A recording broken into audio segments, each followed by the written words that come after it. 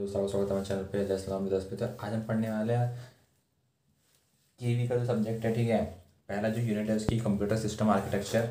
तो अगर आप सिलेबस खोलोगे, ठीक है, तो सबसे पहले आप जो देखोगे कंप्यूटर साइंस का, वो देखोगे कंप्यूटर सिस्टम आर्किटेक्चर, ठीक है। बेसिकली उसके अंदर बहुत सारी टॉपिक्स हैं, जैसे सिस्टम बस हो गया, इंटरनल मेमोरी हो गई, इनपुट आउटपुट डिवाइसेज हो गए, कंप्यूटर अर्थमेटिक हो गए, सेंट्रल प्रोसेसिंग यूनिट हो गए, उसके अंदर फिर इंस्ट्रक्शन सेट्स हो गए, असेंबली लैंग्वेज हो गए, एसेट्रा एसेट्रा, ठीक है। तो अब हम देखो, पहले हम बेसिक बेसिक पढ़ेंगे, ठीक है। ये वीडियो जो ये पहला सिस्टम कंप्यूटर सिस्टम आर्किटेक्चर है, 2 पार्ट में आएगा। इस पार्ट में मैं आपको बेसिकली जहाँ तक हो सकता है वहाँ तक कवर करने की कोशिश करूँगा। वीडियो को हम ज़्यादा लंबा नहीं करेंगे, ठीक है। हम कंप्लीट करेंगे ऑपरेंड तक, ठीक है, जहाँ ऑपरेंड है, डाटा है। उसके बाद फिर हम सेकंड वीडियो में जिसके आगे हम जो टॉपिक्स हैं वो पढ़ लेंगे, ठीक है। तो 2 चीज़ आपको याद रखनी है कि पहले तो आप जब ये टॉपिक देख रहे हो, ठीक है, तो उसके साथ साथ अगर आप अगर MCQ प्रैक्टिस करो तो ज़्यादा अच्छा रहेगा, आपका आउटपुट अच्छा रहेगा, ठीक है। आपकी जो जो आप कॉन्सेप्ट में समझा है, जो आपने इसमें देखा है, उसको समझने आपको ईजी रहेगा, ठीक है। आप ये सब समझ पाओगे कि हाँ, जो आपने सीखा है उसको क्या अप्लाई कर पा रहे हो, नहीं कर पा रहे हो, ठीक है। तो बेसिकली आपके लिए इंपॉर्टेंट है कि आप MCQ भी साथ साथ अप्लाई ट्राई करते रहो, ठीक है। तो उसके लिए बेस्ट बुक अरिहंत की आती है, ठीक है। अगर आप कंप्यूटर साइंस के स्टूडेंट होगा और टीचिंग की तैयारी कर रहे हो, ठीक है, तो उसके लिए KVS PGT करके कंप्यूटर साइंस की बुक आती है अरिहंत की, ठीक है। तो उसको आप ले सकते हो और आप खुद से दे सकते हो अगर आपको कोई बुक अच्छी लगती है MCQ जिसमें दे रखे हैं, ठीक है। तो बेसिकली दिक्कत बस इतनी है कि बहुत सारी बुक्स दे रखी हैं, उसमें थ्योरी भी दे रखी है, लेकिन उसमें जो कॉन्सेप्ट है, जो थ्योरी दे रखी है, बहुत टफ है, ठीक है। और उतना ज़्यादा पढ़ने की जरूरत नहीं है, ठीक है। हमें बस क्रक्स पढ़ना है, हमें बस इतना पढ़ना है कि हमारे लिए एग्जाम के लिए हो जाए, ठीक है। हमको कोई PhD नहीं करनी है इसमें, हमको बस अपना एग्जाम क्लियर करना है। तो उसके लिए जितना हो सकता है, ठीक है। तो बेसिकली आपको 2 चीज़ याद रखनी है कि पहला तो कि डेफिनेशन क्या है, उसका ओवरव्यू है, अगर वो चीज़ है क्या, ठीक है। दूसरा ये देखना है आपको, कोई भी अगर टॉप पढ़ते हो, ठीक है, फॉर एग्जाम्पल आप C2 ही पढ़ते हो, ठीक है, तो वो है क्या पहले तो, ठीक है। देन उसके बाद उसकी वर्किंग क्या है, ठीक है। देन थर्ड होता है कि वो जो और जो चीज़ें हैं उनसे कैसे कनेक्टेड है, ठीक है। चौथा फिर आता है कि अच्छा अ, तो इसके एग्जांपल्स क्या हैं आपको कोई भी चीज़ के, ठीक है। तो इस तरीके से आप जो भी टॉपिक्स उनको कवर कर सकते हो, ठीक है। तो उसी तरीके से मैंने यहाँ भी जो अपने नोट्स बना के इसी तरीके से बना के, देखो कुछ में मैंने पूरा डेप्थ में नहीं गया हूँ, बहुत ही ऊपर ऊपर मैंने बस डेफिनेशन लिख दिया, थोड़ा डायग्राम बना के खत्म कर दिया, ठीक है। कहीं कहीं मैं बहुत डेप्थ में गया हूँ, तो जहाँ मैं डेप्थ में गया हूँ वो जो टॉपिक है वो इंपॉर्टेंट हो सकता है, ठीक है। तो बेसिकली हम ऐसे ही इसको पढ़ते हैं। अगर आपको लगता है कोई टॉपिक इंपॉर्टेंट है तो उस थोड़ा डेप्थ में हम जाएंगे। अगर आपको लगता है कि टॉपिक उतना इंपॉर्टेंट नहीं है, बस खाली डेफिनेशन पूछेगा या बस ऊपर ऊपर का पूछेगा, तो हम उसके अंदर डेप्थ के अंदर नहीं जाएंगे, ठीक है। तो आपको लॉजिकली जब आप देखो, ये आपको कैसे पता चलेगा कि कौन सा इंपॉर्टेंट टॉपिक इंपॉर्टेंट है, कौन सा इंपॉर्टेंट नहीं है। पहले आपको जो प्रीवियस ईयर क्वेश्चन हमको देखना पड़ेगा, या फिर आपने कोई अगर बुक ले रखी है उसका क्वेश्चन आप जब आप अटेम्प्ट करोगे तो आपको पता चलेगा कि अच्छा इस तरह क्वेश्चन ज़्यादा पूछ रहा है, वो इस टॉपिक से ज़्यादा क्वेश्चन पूछ रहा है। तो आप उस टॉपिक को विद रिस्पेक्ट में लेकर, ठीक है, ज़्यादा उसकी प्रिपेयर करोगे, ना कि जो आलतू फालतू टॉपिक है, ठीक है। आलतू फालतू जो टॉपिक है, आलतू फालतू का मतलब है कि जो बाकी टॉपिक से जो इतने इंपॉर्टेंट नहीं है, बस उनको आपको पता होना चाहिए कि वो है क्या, ठीक है। कुछ ऐसे टॉपिक होते हैं जिसमें आपको पता होना चाहिए कि अच्छा ये भी है, ठीक है, बस इतना, ठीक है। आपको कुछ बहुत ज़्यादा डेप्थ में नहीं जाना है, बस आपको बस बेसिक नॉलेज होनी चाहिए इसकी, ठीक है। उतना वेल मोर देन इनफ है, ठीक है। तो अब पहला टॉपिक हम देखते हैं। देखो मैं यहाँ पर सीरीज में चलते रहूँगा, मैं आपको हर टॉपिक टॉपिक जो मेन टॉपिक है मैं पहले बताऊँगा कि ये मेन टॉपिक है, इसके अंदर ये सब टॉपिक्स हैं, ठीक है। इस तरीके से मैं आपको समझाते जाऊँगा, ठीक है। तो पहले सबसे पहले हमारा आता है आपका वर्क सेशन। तो वर्क सेशन क्या होता है?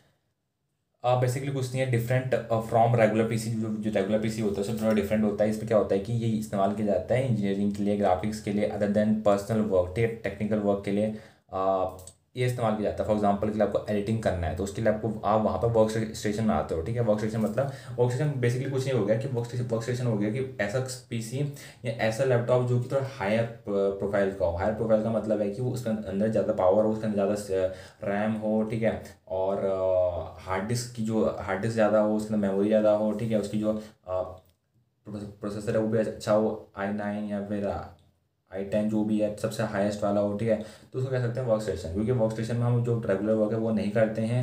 हम उसमें जो भी ग्राफिक्स से जो रिलेटेड वर्क होते हैं, जो भी हमारे एडिटिंग रिलेटेड वर्क होते हैं, वो हम वर्क स्टेशन के अंदर करते हैं, ठीक है। तो उसको थोड़ा हम हायर रख सकते हैं। बस वर्क स्टेशन इतना ही है, इतने आपको समझना है, इसमें ज़्यादा डेप्थ के अंदर नहीं जाना है। बस आपको डेफिनेशन पूछ सकते हैं कि वर्क स्टेशन होता है क्या है, ठीक है। यार फॉर एग्जाम्पल डेफिनेशन नहीं पूछेगा तो MCQ में दे देगा, ठीक है, लैंग्वेज में कि वर्क स्टेशन में ऐसा हुआ, वर्क स्टेशन में वैसा हुआ, ठीक है।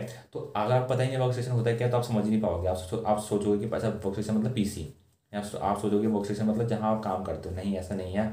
आपको डेफिनेशन पता होनी चाहिए। वर्क स्टेशन मतलब होता है कि रेगुलर PC से अलग होना, जिसमें आप ग्राफिक्स या फिर टेक्निकल वर्क करते हो, वीडियो एडिटिंग करते हो, हायर जो वर्क करते हो, ठीक है। हैवी जो वो काम करते हो उसको हम वर्क स्टेशन कहते हैं। समझ में आ गया। अब आता है हमारा component of computer. Computer component क्या है, बेसिकली जो ये टॉपिक है ये मेन टॉपिक है, ठीक है। इसके अंदर जो सब सब टॉपिक्स हैं उनको हम डिस्कस करेंगे कि किस तरीके से वो जा रहे हैं। तो अगर साफ साफ आपको दिख रहा है तो ये कंपोनेंट है कंप्यूटर कंप्यूटर के, ठीक है। तो यहाँ पर देखो ये डायग्राम बना रखा है। डायग्राम बेसिकली एग्जाम पूछा नहीं जाएगा, एमसीक्यू एग्जाम में आने वाले हैं। मैं डायग्राम क्यों बनाया, तो क्या मैं पागल हूँ, नहीं। बेसिकली डायग्राम बनाने का मोटिव बस इतना है कि आपको याद करने में ईजी हो, ठीक है। फॉर एग्जाम्पल के लिए अगर आप थ्योरी आपके सामने रख दी जाए, ठीक है, तो आप उसको इजीली रिमेंबर नहीं कर पाओगे। लेकिन अगर सब कुछ कनेक्टेड है, ठीक है, तो आप इजीली उसको रिमेंबर कर सकते हो। लेकिन उसके लिए आपको रिवाइज करना पड़ेगा बहुत ज़्यादा, ठीक है।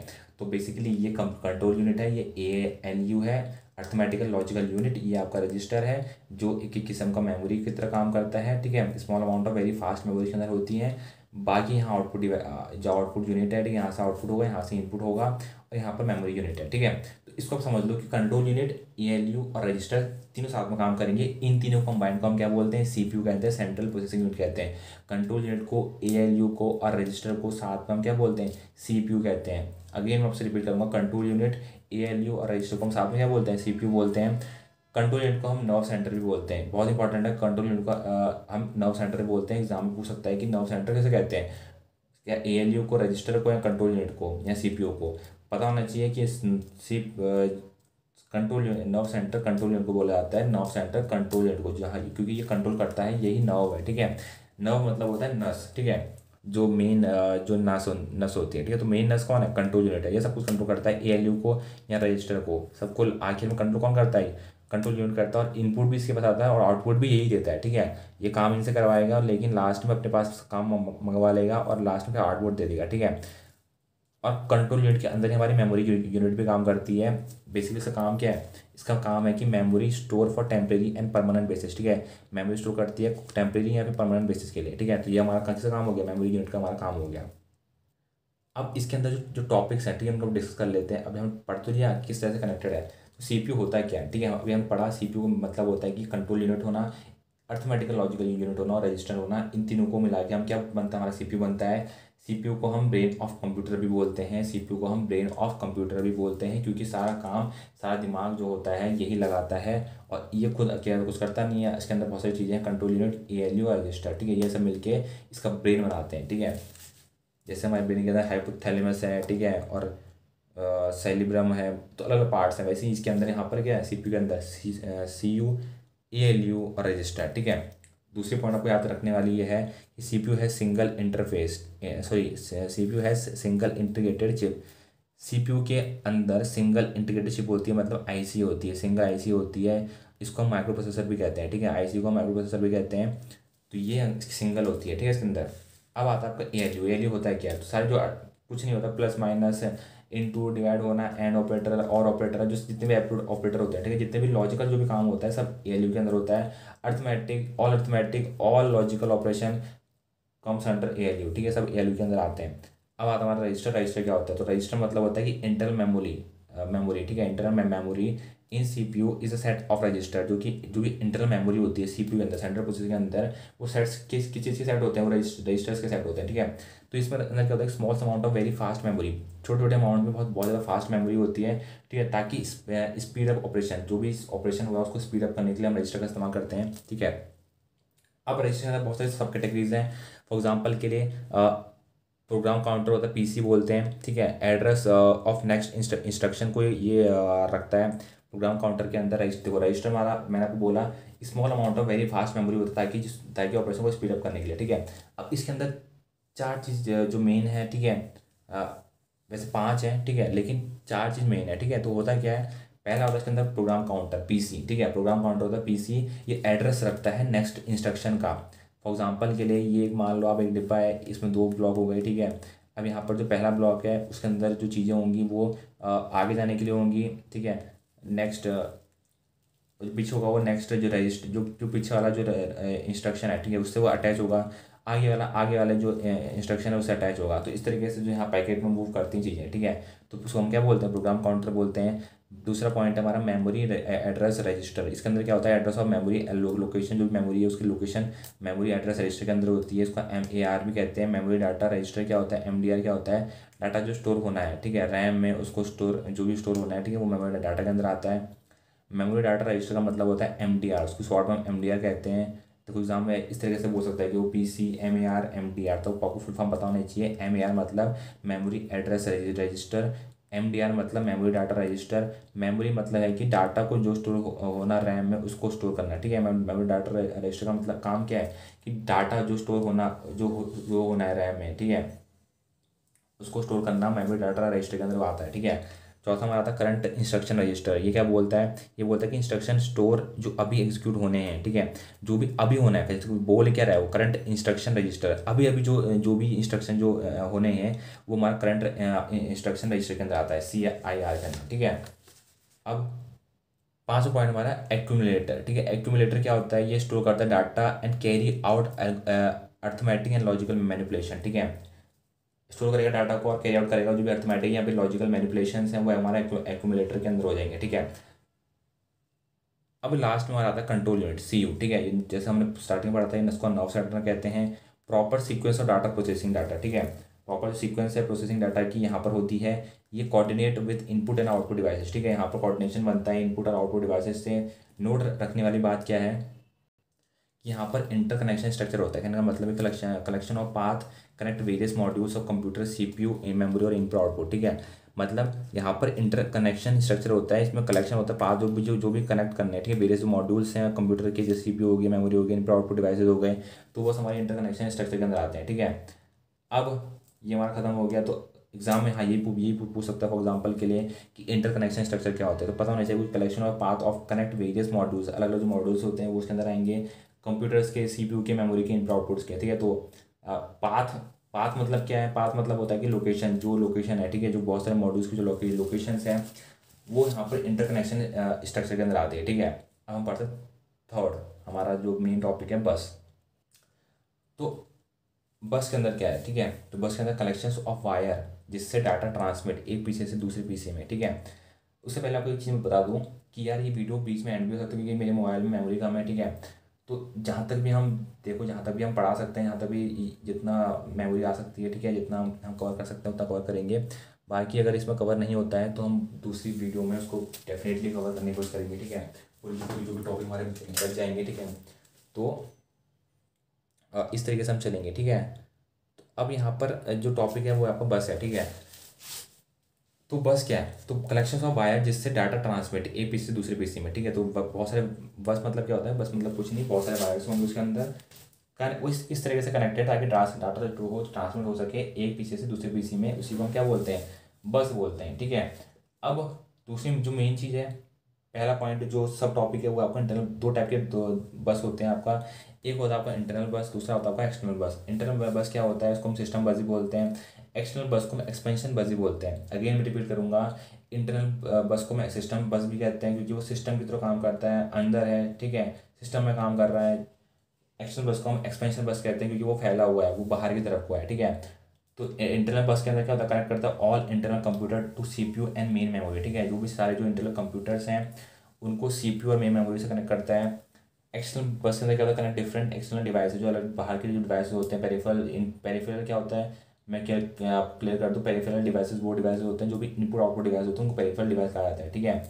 तो एक्सटर्नल बस के अंदर जो भी आपके जो डिफरेंट एक्सटर्नल डिवाइस होते हैं, फॉर एग्जांपल के पेरिफेरल हो गया, इनपुट आउटपुट डिवाइसेस हो गए, इनपुट आउटपुट पोर्ट्स हो गए टू रेस्ट पीसी, वो सब हमारे एक्सटर्नल बस के अंदर आते हैं, ठीक है।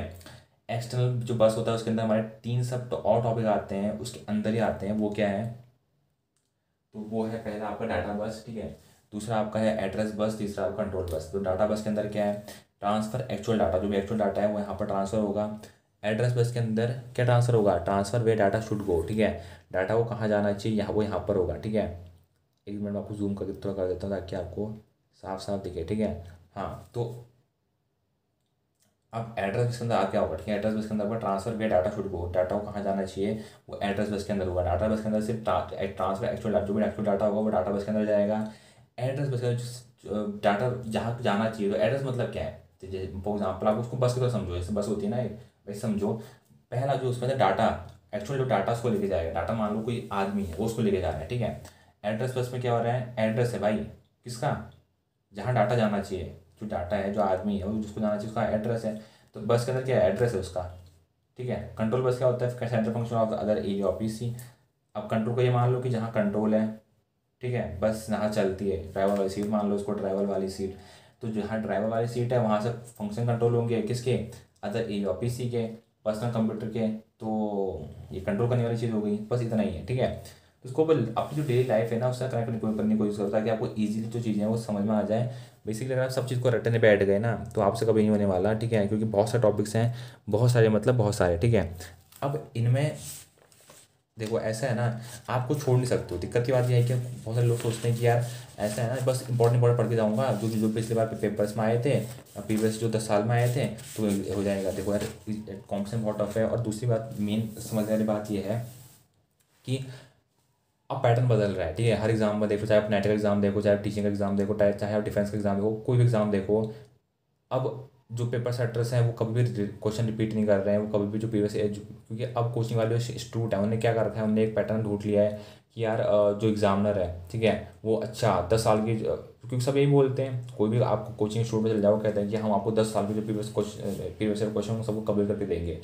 भाई अब पूछ ही नहीं रहे हैं, देते रहो। पूरा जो 6 6 महीने में इंसान लगा रहा है बस प्रीवियस क्वेश्चन करने में, उनको समझने में, तो उतना फालतू आपको समझ नहीं लगाना। आपको ज़्यादा से ज़्यादा टॉपिक कवर करने हैं, ज़्यादा से टॉपिक आपको समझने हैं, आपको बस उनका डेप्थ में नहीं पता होना चाहिए। आपको बस मेन आपको जो मोटिव है, क्या डेफिनेशन है, क्या उनके अंदर कैरेक्टरिस्टिक है, क्या उनके अंदर डायग्राम है, क्या उनकी वर्किंग है, और क्या उनकी फ्यूचर एप्लीकेशंस हैं, और क्या उनके एग्जाम्पल्स हैं, बस इतना पता होना चाहिए, आपका काम हो जाएगा। जैसे कि मैंने पहले भी रिपीट किया था, मैं फिर से रिपीट करूँगा। दूसरी बात ये हो गई कि अब प्रीवियस ईयर क्वेश्चन करने का कोई फ़ायदा नहीं है। अगर आप कहते हो कि प्रीवियस ईयर क्वेश्चन करके मुझे बहुत फ़ायदा हो जाएगा, ऐसा नहीं, बस उनको आप ट्राई कर सकते हो ताकि चेक करने के लिए कि आपने जो टॉपिक पढ़ा वो आपको समझ में आया नहीं आया, ठीक है। इस भरोसे प्लीज़ मत चले जाना। बहुत सारे लोग समझते हैं कि प्रीवियस ईयर क्वेश्चन कर लेंगे कुछ क्वेश्चन, ठीक है, और एग्जाम में तुक्का मार के हो जाएगा, ठीक है। बहुत सारे लोग अफवाह फैलाते हैं कि प्रीवियस ईयर क्वेश्चन बहुत इंपॉर्टेंट है, अगर आपने वो नहीं किया तो आपको सिलेक्शन नहीं होगा। सब चूतिया पाए, ठीक है, इन पागलों में विश्वास मत करना। पैटर्न चेंज हो रहा है, अब कोई भी प्रीवियस क्वेश्चन नहीं आ रहे हैं। मान लो पहले आते थे फॉर एग्जाम्पल के लिए 100 में से 30 या 20 क्वेश्चन आते थे, तो अब 1 या 2 क्वेश्चन आ रहा है, बस इतना। 1 या 2 क्वेश्चन आ रहा है, बस इतना। पूरा जो सिलेबस है ना, सिलेबस वही है, बस वो अब क्वेश्चन जो उन प्रीवियस क्वेश्चन जो पहले पूछता था उन टॉपिक से नहीं पूछ रहा है, अब टॉपिक जो और है उनसे भी वो टारगेट कर रहा है, ठीक है। तो अब बिल्कुल ही जो पैटर्न है वो चेंज हो रहे हैं धीरे करके प्रीवियस कुछ क्वेश्चन करने का। आप कहोगे कि अपना बहुत सारा समय आप प्रीवियस क्वेश्चन में दे रहे हो, तो वही चीज़, ये पागल करना मत करना। अपना टाइम इन्वेस्ट करना रिवीजन में, ज़्यादा से ज़्यादा पढ़ना, ज़्यादा से ज़्यादा टॉपिक कवर करो और रिवीजन करो। जितना ज़्यादा रिवीजन कर सकते हो उतना अच्छा है उसमें, ठीक है। बजाय कि आप फालतू का बस सारे प्रीवियस क्वेश्चन कर रहे हो 15 20 साल के, ठीक है, तो ये पागलपन मत करना। क्वेश्चन करो, मैं क्वेश्चन करने में नहीं कर रहा, मैं तो कर रहा हूँ 10 20 हज़ार क्वेश्चन कर दो, ठीक है। लेकिन क्वेश्चन इस तरीके से करो कि फॉर एग्जाम्पल आपने कोई टॉपिक पढ़ा, अब आपको उसको आपने वो टॉपिक समझा नहीं समझा, तो आपने उस तरीके से क्वेश्चन करे, ठीक है। तो क्वेश्चन वो प्रोडक्टिव है क्योंकि आपको पता चलेगा आपने कितना लर्न किया, कहाँ पे कमी रह गई, तो आपको सब पता चलेगा। सिर्फ क्वेश्चन अटेम्प्ट कर देना, ठीक है, कि प्रीवियस ईयर आए थे चलो कल नोट कर लेते हैं, ये गलती मत करना, इसमें टाइम वेस्ट आपका अपना मत करना, ठीक है।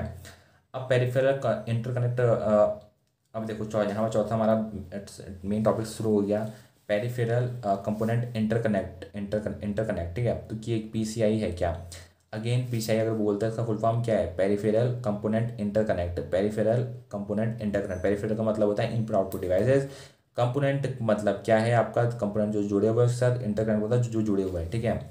तो होता है कि इसके अंदर हाई परफॉर्मेंस बस है, ठीक है, ये बस का ही एक अलग वर्जन है, ठीक है। इसके अंदर मतलब ये जो जो जो कलेक्शन है, जो भी डाटा ट्रांसमिट होता है वो बहुत हाई परफॉर्मेंस तरीके से होता है, ठीक है। इसका यूजेस क्या है, इसमें इंटरगेट चिप है, ठीक है, चिप जुड़ी हुई है, प्रोसेसर है, मेमोरी सब सिस्टम इसी के अंदर है, ठीक है।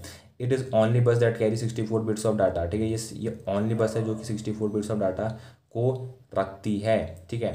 एडवांटेज क्या है इसके, multiple PCI buses on same PC, बहुत सारे जो मल्टीपल पीसीआई है मतलब पेरिफेरल कंपोनेंट इंटरकनेक्ट, वो एक ही आपको पीसी के अंदर मिल जाएंगे। ये इनहेंस करेगा आपकी स्पीड ऑफ ट्रांसफर को, more than one signal through एक पिन, एक जो पिन होगा उसके साथ एक से ज़्यादा सिग्नल्स को आप ट्रांसमिट कर सकते हो, ठीक है। अब हमारा टॉपिक शुरू हो गया, हमारा main topic input output. Input output, ठीक है, इनपुट आउटपुट है क्या, इसके अंदर हमारे पास बहुत सारी चीज़ें हैं। फॉर एग्जांपल कि इनपुट डिवाइसेस क्या है, इनपुट आउटपुट, पहले इनपुट डिवाइसेस क्या है, फिर आउटपुट डिवाइसेस क्या है, फिर इनपुट आउटपुट मॉड्यूल्स क्या है, फिर प्रोग्राम इनपुट आउटपुट क्या है, फिर इंटरप्ट ड्रिवन इनपुट आउटपुट क्या है, फिर DMA क्या है, ठीक है। तो ये सब हमारे किसके अंदर आते हैं, इनपुट आउटपुट के अंदर आते हैं। बहुत लंबा टॉपिक है, ठीक है। तो शुरू करते हैं। तो इनपुट डिवाइस के अंदर देखो बचपन से पढ़ते हुए आ रहे हैं क्या होता है इनपुट, मतलब जो भी इनपुट करने के काम आता है सिस्टम में। फॉर एग्जांपल के लिए कीबोर्ड हो गया, माउस हो गया, लाइट पेन हो गया, ग्राफिक टैबलेट हो गया, ठीक है, MICR हो गया, OCR हो गया और OMR हो गया, ठीक है। तो ये सब तुमने पढ़े हैं। बस तीन इसमें मेन चीज़ क्या है, इनके फुल फॉर्म पता नहीं चाहिए। बेसिकली एग्जाम में फुल फॉर्म तो नहीं पूछेगा, लेकिन इंटरव्यू में फॉर एग्जांपल के लिए आपने अगर एग्ज़ाम निकाल लिया तो इंटरव्यू में पूछ सकता है कि MICR क्या है, तो पता होना चाहिए आपको। मैग्नेटिक इंक करेक्टर रिकॉग्निशन है, मैग्नेटिक इंक करेक्टर रिकॉग्निशन है MICR। बैंक में जो चाहे कोई स्कैन करने के लिए MICR का यूज होता है, ठीक है। OCR क्या है, optical character recognition, optical character recognition, optical character recognition, ठीक है। बैंक को ई बुक में चेंज करने के लिए काम आता है। फॉर एग्जांपल के लिए कोई बुक है, ठीक है, उसको वो प्रिंटेड बुक है, उसको आपको डिजिटल फॉर्म में चेंज करना है। प्रिंटेड बुक को अगर आपको डिजिटल फॉर्म में चेंज करना है तो OCR की मदद से, ऑप्टिकल करेक्टर रिकॉग्निशन की मदद से आप उसको आइडेंटिफाई कर सकते हो, उसको आप चेंज कर सकते हो, ठीक है। तो ये काम कैसे करता है, फॉर एग्जाम्पल ये बेसिकली काम करता है जो भी करेक्टर होते हैं, ठीक है, उनको आइडेंटिफाई करता है कि करेक्टर है क्या। मतलब फॉर एग्जाम्पल के लिए अगर लिखा है उसमें प्लेन, ठीक है, PLANE, प्लेन लिखा है, तो उसमें आप वो पढ़ेगा कि अच्छा ये P लिखा है, ये L लिखा है, ये A लिखा है, ये N लिखा है, ये E लिखा है, ठीक है। तो उसको आइडेंटिफाई करने के लिए हमारा OCR की मदद लेते हैं, ऑप्टिकल करेक्टर रिकॉग्निशन, ठीक है। OMR क्या है, इसको हम कहते हैं optical mark reader. Again OMR का मतलब होता है ऑप्टिकल मार्क रीडर। ओ देखा होगा बहुत सारे एग्जाम अगर आपने दिए होंगे OMR शीट के अंदर, तो उसके अंदर MCQ चेक करने के लिए हम OMR मशीन का इस्तेमाल करते हैं। बेसिकली उसमें शीट डाल दो, OMR जो मशीन होती है अपने आप फाइंड आउट कर देगी कि आप कितने मार्क्स होते हैं। ये बेसिकली OMR शीट हाथ से चेक नहीं होती है, मगर अगेन रिपीट करूँगा, OMR शीट हाथ से चेक नहीं होती है, ऑटोमेटिक जो मशीन्स होती हैं उसको चेक करती हैं, ठीक है। तो इसका मतलब ये हमारा हो गया OMR, ठीक है। अब आउटपुट डिवाइस क्या हो गए, देखो आउटपुट डिवाइस तो बहुत सारे डिवाइस होते हैं। बेसिकली जो दो मेन आपने बहुत नहीं सुने होंगे, फॉर एग्जांपल प्लॉटर, ये मैप होता है फॉर बिल्डिंग, बिल्डिंग के लिए जो मैप बनाता है वो प्लॉटर के अंदर होता है। दूसरा होता है मॉनिटर, ठीक है। तो ये सब किसके एग्जाम्पल हैं, आउटपुट डिवाइस के हैं। बहुत ईजी है, कुछ नहीं, जो मैं बेसिक बेसिक चीज़ें हैं यार, ठीक है। इनको इतना आपको ध्यान देगा, देखो जितना जिसमें ध्यान देने की जरूरत है ना, जिसमें उसको मैंने अच्छे से दो डेप्थ में समझा रखा है, जिसमें उतना ध्यान देने की जरूरत है उसको मैं प्रॉपर समझा रखा है। आपको भी उतना उसमें फोकस करने की जरूरत नहीं है, बस समझ लो कि अच्छा ये भी है, ये टॉपिक भी था इसमें, बस इतना पता होना चाहिए। ज़्यादा रोने धोने की बात नहीं है कि यार ये सर ने इतना डेप्थ में क्यों नहीं कराया, ठीक है। ये इंपॉर्टेंट नहीं है, उनको मैं ज़्यादा डेप्थ में अंदर नहीं करा रहा हूँ, ठीक है। अब आता है आपका इनपुट आउटपुट मॉड्यूल्स। इसके अंदर क्या है, इस side input, other side output, ठीक है, वाइस वर्सा। मतलब एक साइड आपका आउटपुट होगा, एक साइड आपका इनपुट होगा, उसको हम इनपुट आउटपुट मॉड्यूल्स कहते हैं। मतलब एक साइड आपने इनपुट दिया तो आउटपुट आएगा, फिर आपने आपके आउटपुट है तो आपको इनपुट लेके आना है, ठीक है। तो इस तरीके से जो मॉड्यूल्स हैं वो काम करते हैं। प्रोग्राम इनपुट आउटपुट क्या है, ठीक है, तो data transfer but direct control of processor, ठीक है। डाटा ट्रांसफर होगा लेकिन डायरेक्ट कंट्रोल होगा प्रोसेसर का, मतलब ये कुछ और टास्क नहीं कर सकता तो स्लो है। मतलब प्रोग्राम इनपुट आउटकम मतलब है कि जो डाटा ट्रांसफ़र होगा, ठीक है, लेकिन वो प्रोसेसर के डायरेक्ट कंट्रोल के अंदर है, प्रोसेस को कंट्रोल कर रहा है। तो इस केस में क्या होता है कि जो टास्क है ना उसके अलावा और कुछ नहीं कर सकता। जो भी वो काम कर रहा है, जो भी डाटा ट्रांसफ़र कर रहा है, उसके अलावा कुछ और नहीं कर सकता। उसकी वजह से क्या होता है कि जो भी प्रोसेसर होता है वो स्लो हो जाता है। आपको दिक्कत, फॉर एग्जाम्पल के लिए आपको एक कॉपी आपने किया, फिर आपने पेस्ट किया, लेकिन उस पेज से जब तक वो पेस्ट होता तब तक आप कुछ और नहीं कर सकते हो। आपको बस पेस्ट जब तक होता तब तक वेट करना है। तो आप सोचो कितना ज़्यादा आपको फ्रस्ट्रेशन हो जाएगी, ठीक है। क्योंकि आप तो लैपटॉप लेता है इंसान या फिर फ़ोन ही लेता है इंसान इसलिए ताकि वो मल्टीटास्किंग कर सके। अगर आप मल्टीटास्किंग नहीं कर पा रहे अपने लैपटॉप में तो आप लोगे ही क्यों, ठीक है। तो ये प्रोग्राम जब आप इनपुट आउटपुट डिवाइस को प्रोग्राम कर देते हो तो वो उस चीज़ में यहाँ पर दिक्कत आना शुरू हो जाती है, ठीक है। अब पाँचवा पॉइंट, सब पॉइंट आपका इंटरप्ट ड्रिवन इनपुट आउटपुट। मतलब इवन जैसे temporary transfer of control of CPU from one program to another. इसमें क्या होता है कि ऐसे इवेंट होते हैं जिससे क्या होता है, टेम्परेरी ट्रांसफर ऑफ कंट्रोल होता है CPU का from one program to another. Central processing जो यूनिट है उसका जो कंट्रोल होता है एक प्रोग्राम से दूसरे प्रोग्राम में उसका कंट्रोल चले जाना, ठीक है, उसी को हम इंटरप्ट ड्रिवन इनपुट आउटपुट कहते हैं, ठीक है। इसके अंदर एक सब टॉपिक आता है उसको हम कहते हैं इंटरप्ट सिग्नल। मतलब जब जगह फुल बट डाटा और आ रहा है तो ये सिग्नल भेजता है, ठीक है। फॉर एग्जांपल के लिए जगह फुल हो चुकी है आपके हार्ड डिस्क में, ठीक है, तो ये अब सिग्नल भेजेगा, कहेगा कि भाई रोक दे, अब यहाँ पर नहीं आएगा। तो उसी को हम क्या बोलते हैं, इंटरप्ट सिग्नल बोलते हैं कि ये एग्जाम्पल लिखा है मैंने, ठीक है, बताने के लिए इंटरप्ट सिग्नल का इस्तेमाल और तरीके से भी हो सकता है, ठीक है। डाटा भेजा, आपके हार्ड डिस्क या पेन ड्राइव फुल हो चुकी है तो वो बोलेगा कि नो मेमोरी लेफ्ट, तो ये एक इंटरप्ट सिग्नल है, ठीक है, कि भाई अब बस कर, कितना भेज रहा है, ठीक है। तो ये हमारा हो गया आपका क्या, इंटरप्ट सिग्नल, ठीक है। अब आपका आता है डीएमए। तो डीएमए क्या है, direct memory access. Again direct memory access. तो पहले अगर इसका डेफिनेशन क्या है वो देख लेते हैं, ठीक है। तो डेफिनेशन इसकी कुछ ऐसी है, इनपुट आउटपुट डिवाइस होते हैं डायरेक्टली कम्युनिकेट करते हैं मेमोरी से, ठीक है, and keep CPU free from other task. Input output जो डिवाइसेस होते हैं, ठीक है, इसके अंदर वो डायरेक्ट मेमोरी से कॉन्टेक्ट करते हैं, ठीक है, और सीपीयू को फ्री रखते हैं अदर जो टास्क है उससे। तो ये हमारा हो गया डीएमए, डायरेक्ट मेमोरी एक्सेस, ठीक है। तो मेमोरी से सीधा डायरेक्टली कम्युनिकेट करते हैं, ठीक है, कौन, इनपुट आउट डिवाइसेस, ताकि सीपीयू को फ्री रखा जा सके, उसके अंदर ज़्यादा लोड ना जा सके, ठीक है। तो जो डीएमए कंट्रोलर डिवाइस होते हैं जो डाटा मेमोरी और इनपुट आउटपुट में फैसिलिटेट करता है directly without interrupt of CPU, ठीक है, बिना सीपीयू के इंटरप्ट के ये डायरेक्ट मेमोरी की मदद से मेमोरी और इनपुट आउटपुट डिवाइसेस को फैसिलिटेट करता है, ठीक है, डाटा।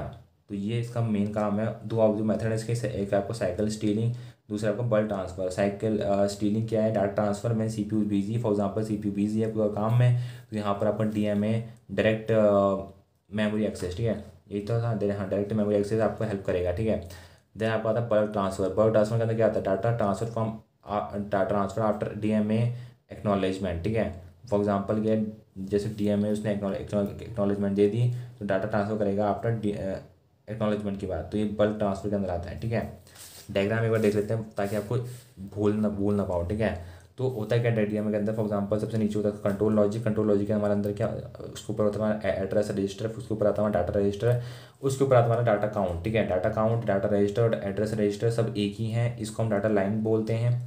एड्रेस रजिस्टर को हम एड्रेस लाइन बोल सकते हैं। और इस तरीके से फॉर एग्जांपल के यहाँ पर जो प्रोसेस होती हैं वो इस तरीके से होती हैं। डीएमए ने रिक्वेस्ट भेजी डायरेक्ट मेमोरी एक्सेस ने, ठीक है, एक्सप्रेस रिक्वेस्ट आई, डीएमए ने एक्नॉलेज किया कि हाँ रिक्वेस्ट आ रही है, इसने इंटरप्ट सिग्नल कंट्रोल लॉजिक ने इंटरप्ट सिग्नल भेजा, इसने इसको रीड किया, फिर उसके बाद उसने राइट किया। तो ये हमारे डीएमए के अंदर पूरा जो है वो काम होता है।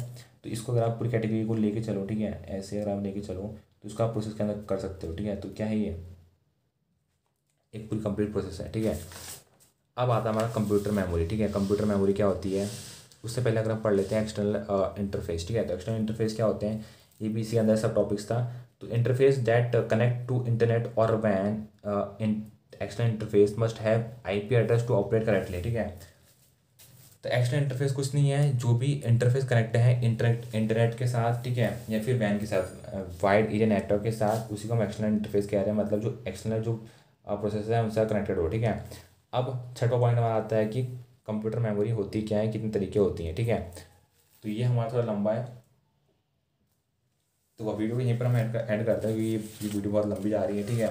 नेक्स्ट वीडियो में हम इसको कंप्लीट करने की पूरी कोशिश करेंगे। हो सकता है इसके 3 पार्ट भी हो जाएं, ठीक है, लेकिन आपको डेडिकेशन बना के रखना है, टॉपिक छोड़ना नहीं है। टॉपिक को अगर आप कहोगे कि यार मैं वीडियो को छोड़ देता हूँ तो इससे काम नहीं चलेगा, ठीक है। हिम्मत बनाए रखनी है, टाइम लगता है लेकिन चीज़ समझ में आती हैं, ठीक है। तो यहाँ पर हमने डिटेल में जो चीज़ें हैं उनको डिस्कस कर रखा है, और ताकि आपके लिए ईजी मेथड हो, ठीक है। और या इस तरीके से हमने बना रखा है। तो यार इस वीडियो में इतना ही। नेक्स्ट वीडियो हम शुरू करेंगे अपनी कंप्यूटर मेमोरी से। तो मिलते हैं यार नेक्स्ट वीडियो में। Till then see tata bye bye, और अपनी सेहत का ध्यान रखिए। एंड अगर वीडियो पसंद आई तो लाइक करना, चैनल को सब्सक्राइब करना, और नीचे कमेंट करना कैसे लगी वीडियो, और क्या इंप्रूवमेंट आप चाहते हो कि इसमें कुछ इंप्रूवमेंट होनी चाहिए, यहाँ पर हमें और सुधार की आवश्यकता है कि यार आपने ये टॉपिक अच्छे से नहीं समझाया, या फिर ये चीज़ आप और ऐड करो, ठीक है। तो वहाँ पर हम चाहेंगे, बिल्कुल कोशिश करेंगे कि वहाँ पर इंप्रूवमेंट लाने की, ठीक है। तो मिलते हैं आपको नेक्स्ट वीडियो में। Till then see tata bye bye, thank you.